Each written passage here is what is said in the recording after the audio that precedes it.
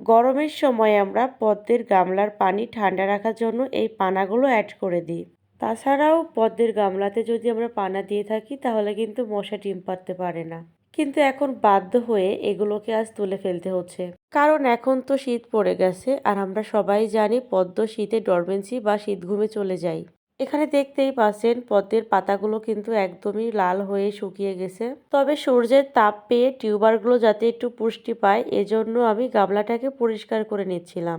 এখানে আমি সব পানাগুলো তুলে কিন্তু ফেলে দিব না, এই পানাগুলোকে শুকিয়ে আমি অন্য কোনো গাছ লাগানোর সময় টবের নিচে দিয়ে দিব। তো এই পদ্মের গামলাতেই কিন্তু একটা সোর্স লিলি চারা হয়েছে, তো এটাকে তুলে আমি আলাদা আরেকটি বালতিতে লাগিয়ে দিলাম। শীত পড়ে যাওয়ার পরই আরেকটা টিউবার আমি প্রতিস্থাপন করেছিলাম, তো ওই পদ্মের গামলা থেকেও আমি সব পানাগুলো তুলে নিচ্ছি।